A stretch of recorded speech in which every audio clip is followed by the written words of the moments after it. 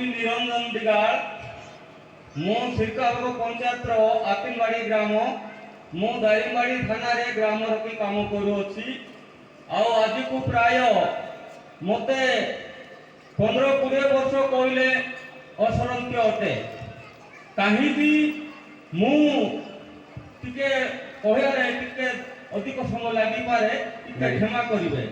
ଅଧିକ ସମୟ ଲାଗିପାରିବନି। ଆପଣଙ୍କର ଅସୁବିଧା କ'ଣ ହେଉଥିଲା, କେତେ ବର୍ଷ ହେଉଥିଲା, ଆଉ ଆଜି ଆସିଲେ ସେଇଟାକୁ କୁହନ୍ତୁ। ଅଧିକ ଅଥରେ ଲୋକ ନାଇଁ ନାଇଁ ହଉ, ମୁଁ ଯେତେବେଳେ ଭୁବନେଶ୍ୱର ଅପରେସନ୍ କରିବା ପାଇଁ ମୋ ପେଟ ବେମାର ପାଇଁ ଯାଉଥିଲି, ସେ ସମୟରେ ଅଟୋରେ ଯାଉଥିଲି। ସେ ସମୟରେ ଘାଟି ବେଙ୍ଗାଡାଣ୍ଡା ଘାଟିରେ ଅଟୋ ପଲଟିଗଲା, ମୋର ଖାଇଲା ବିରତି ଭାଙ୍ଗିଗଲା। ସେଦିନ ଠାରୁ ମୁଁ ପ୍ରାୟ 5 ବର୍ଷ ପର୍ଯ୍ୟନ୍ତ ଗୁଡ଼ ଭାଙ୍ଗିକି ଘରେ ରହିଲି।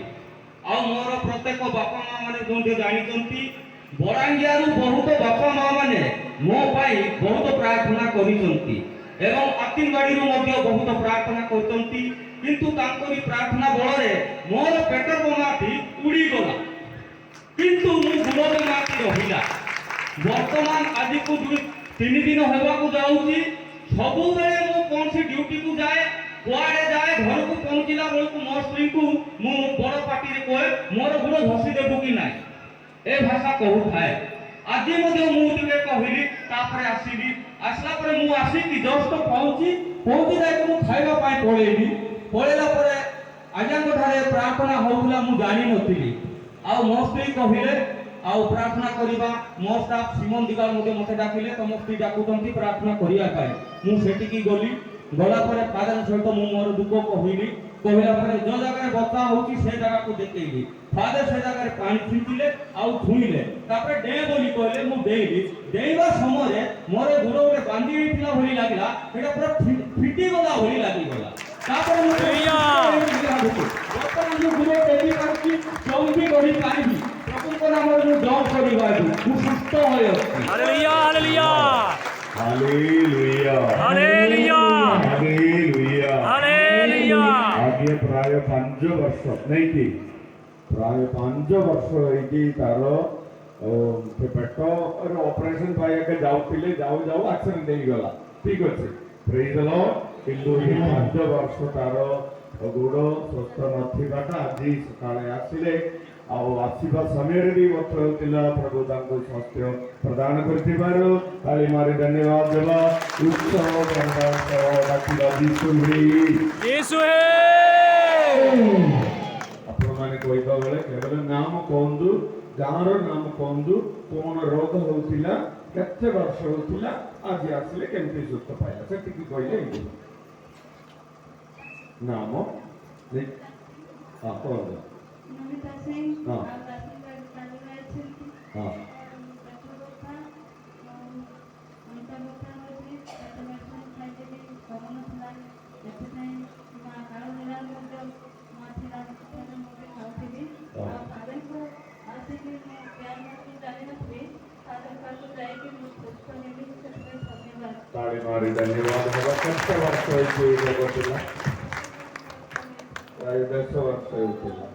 ताली मारी ଆମେ ପ୍ରଭୁଙ୍କୁ ଧନ୍ୟବାଦ ଦେବା। नाम गार नाम रोग कौन आज कमते सुस्थ पाए सके।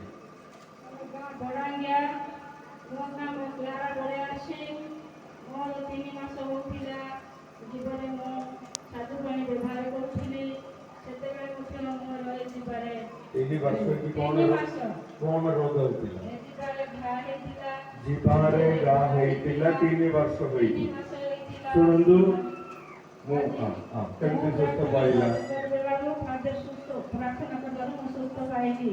एबे जीवारे मो पाए सुस्थ माने घा जाईची।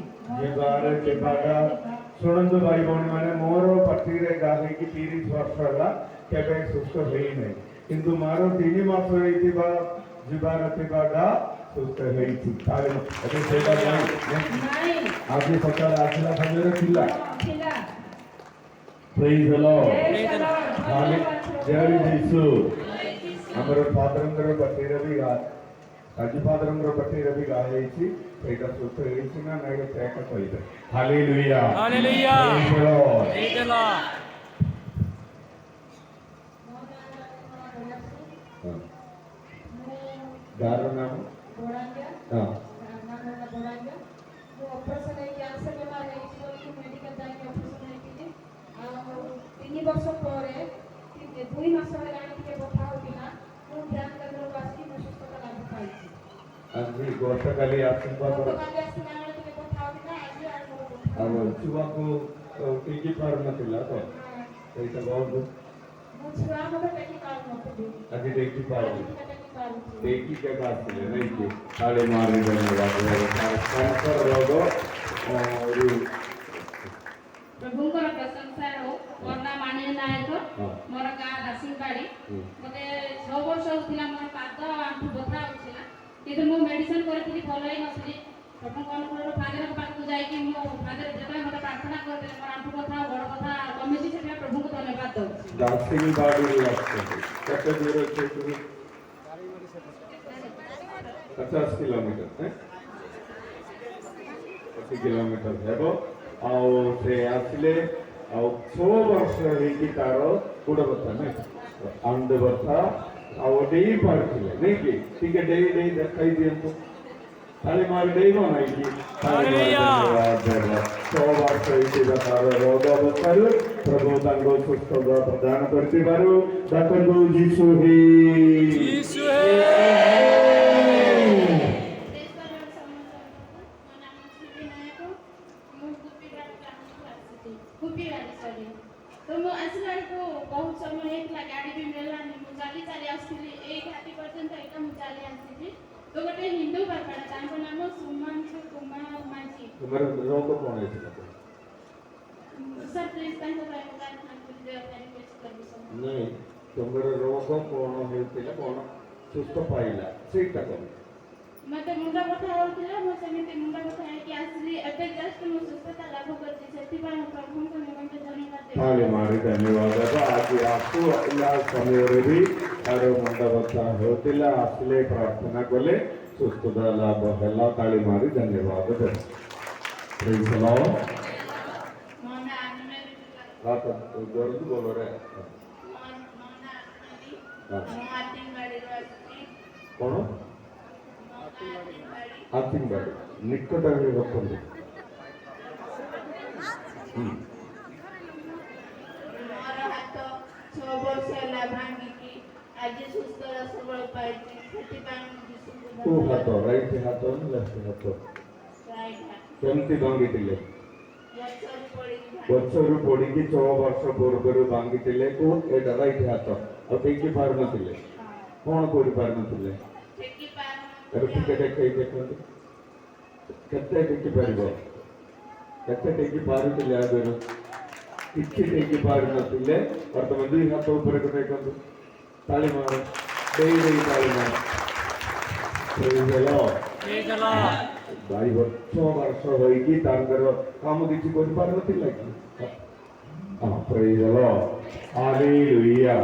6 ବର୍ଷ ହୋଇକି ଥିବା ହାତ ଟେକି ପାରୁନଥିଲେ ବଥା ହେଉଥିଲେ ଆଜି ସେ ସୁସ୍ଥତା ଲାଭ ପାଇଥିବାରୁ ଡାକନ୍ତୁ ଯୀଶୁ ହି ଯୀଶୁ ହେ। ମୋର ନାମ ବୃକ୍ଷଲତା ଗ୍ରାମ ଦୁକୁମା ମୁଁ ଭୁବନେଶ୍ୱର ସବୁ ମେଡ଼ିକାଲ ଯାଇଥିଲି ମୋତେ ଚର୍ମ ରୋଗ ବାହାରିଥିଲା 8 ବର୍ଷ ହେଲା ଭଲ ହେଉନଥିଲି ମେଡ଼ିସିନ ଆଜି ଖାଇଲେ ମଧ୍ୟ ଆଉ କାଲିକି ଆରମ୍ଭ ହୋଇଥିଲା ଏବେ 6-7 ଦିନ ହେଲା ମୁଁ ଭଲ ସୁସ୍ଥରେ ଅଛି କଣ ରୋଗ କଣ ହେଇଥିଲା ଚର୍ମ ରୋଗ ହେଉଥିଲା ବର୍ତ୍ତମାନ ସେ ସୁସ୍ଥତା ଅନୁଭବ କରିପାରିଥିବାରୁ ତାଳି ମାରି ଧନ୍ୟବାଦ ଦେବା ଡାକନ୍ତୁ ଯୀଶୁ ହି